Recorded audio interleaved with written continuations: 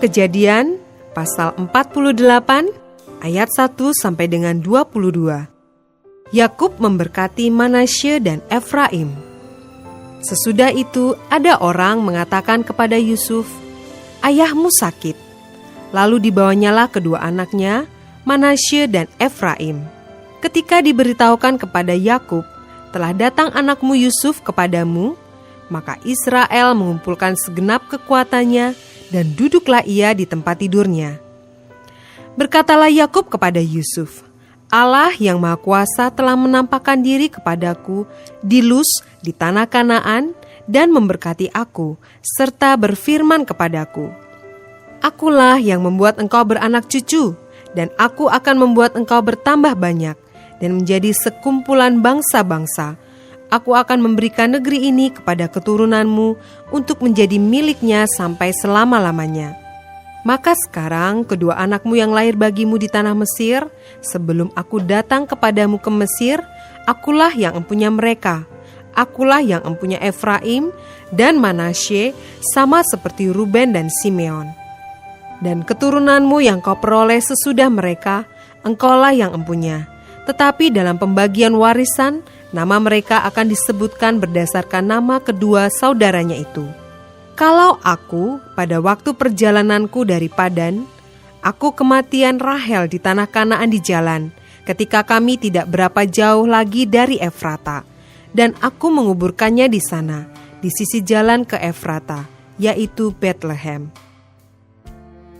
Ketika Israel melihat anak-anak Yusuf itu, bertanyalah ia, "Siapakah ini?"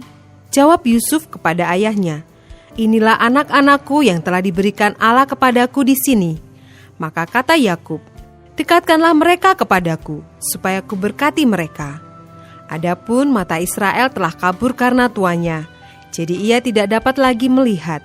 Kemudian Yusuf mendekatkan mereka kepada ayahnya, dan mereka dicium serta didekap oleh ayahnya. Lalu berkatalah Israel kepada Yusuf, "Tidak kusangka-sangka bahwa aku akan melihat mukamu lagi, tetapi sekarang Allah bahkan memberi aku melihat keturunanmu." Lalu Yusuf menarik mereka dari antara lutut ayahnya, dan ia sujud dengan mukanya sampai ke tanah. Setelah itu Yusuf memegang mereka keduanya, dengan tangan kanan dipegangnya Efraim, yaitu di sebelah kiri Israel, dan dengan tangan kiri Manasye, yaitu di sebelah kanan Israel. Lalu didekatnyalah mereka kepadanya.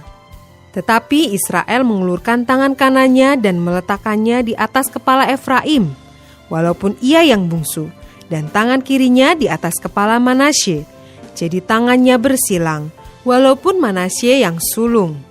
Sesudah itu diberkatinyalah Yusuf, katanya, "Nenekku dan ayahku, Abraham dan Ishak, telah hidup di hadapan Allah.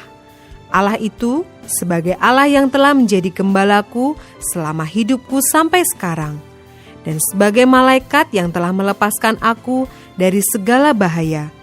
Dialah kiranya yang memberkati orang-orang muda ini, sehingga namaku serta nama nenek dan bapakku, Abraham dan Ishak, termasyhur oleh karena mereka, dan sehingga mereka bertambah-tambah menjadi jumlah yang besar di bumi."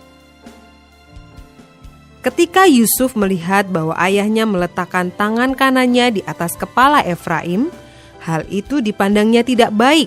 Lalu dipegangnya tangan ayahnya untuk memindahkannya dari atas kepala Efraim ke atas kepala Manasye. Katanya kepada ayahnya, "Janganlah demikian ayahku, sebab inilah yang sulung.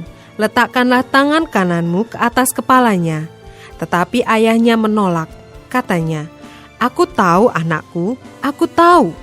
Ia juga akan menjadi suatu bangsa, dan ia juga akan menjadi besar kuasanya. Walaupun begitu, adiknya akan lebih besar kuasanya daripadanya, dan keturunan adiknya itu akan menjadi sejumlah besar bangsa-bangsa." Lalu diberkatinyalah mereka pada waktu itu. Katanya, "Dengan menyebut namamulah orang Israel akan memberkati. Demikian, Allah kiranya membuat engkau seperti Efraim dan seperti Manasye. Demikianlah didahulukannya Efraim daripada Manasye." Kemudian berkatalah Israel kepada Yusuf, Tidak lama lagi aku akan mati, tetapi Allah akan menyertai kamu dan membawa kamu kembali ke negeri nenek moyangmu. Dan sekarang aku memberikan kepadamu sebagai kelebihanmu daripada saudara-saudaramu, suatu punggung gunung yang kurebut dengan pedang dan panahku dari tangan orang Amori.